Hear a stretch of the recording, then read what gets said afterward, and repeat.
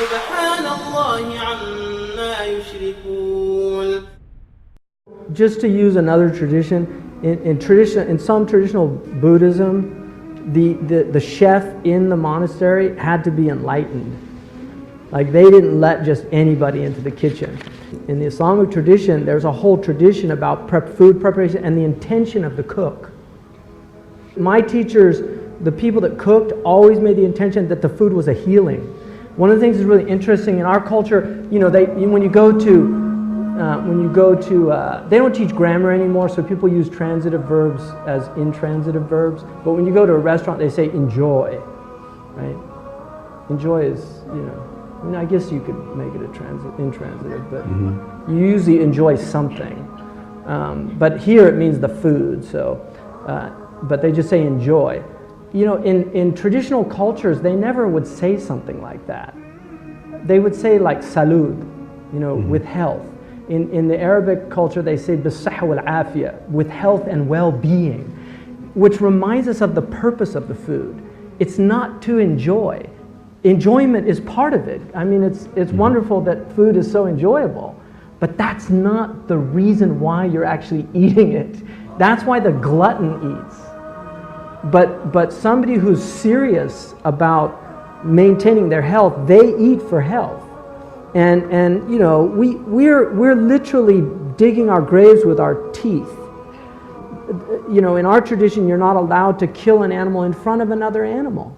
And if you look, it's arguable that it's unethical to eat meat today, unless you're on a farm. There was an interesting article about a man who decided for 1 year, I didn't see the film, but he did a documentary where he only ate what he killed for 1 year. And when he would buy the sheep, one of the sheep farmers told him, he said, I think I'm going to call that, Zeke. And he said, no, don't name them because you'll get attached to them. But he chose to name them. What he said was the thing that struck him most was the gratitude he felt to the animal when he ate it. And in our tradition, there's a belief that the animal wants to be energy for good deeds.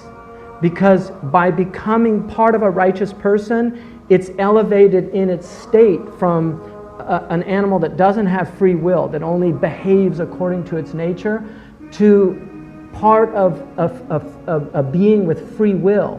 And the animal hates to be used for foulness or for misdeeds. And so that whole cosmology, which might sound romantic, but it was real. People, and I met people that still live like this, and my wife does this. She cooks with that intention. If I cook with that intention. When I serve food, I cook with that intention. I'll just tell you one quick story. I have a friend of mine who's a connoisseur of tea, and he'll only drink certain teas. And in England, PG Tips is like the worst tea. And he went to a friend of mine's house, and I know both of them, and it was tea time, and the English take this very seriously. And so he only had PG Tips in the house, and so he said, God, he's going to know this is horrible tea. So he goes in, and he told me that he made a prayer over the tea. And he said, oh God, make this delightful for my friend. And he went in and he poured the tea, and he told me that he drank, and he said, that's the best cup of tea I think I've ever had. And, there's a reality to these things. We don't realize just the power of intention. Niyya in Arabic, which means intention, also means seed. It's the seed of the thing, why you do so. And so many of us do things without intention. There's no intentionality. And intention, in our tradition, intention is everything. Why you're doing something. And constantly asking yourself, why am I doing this? To check our intention.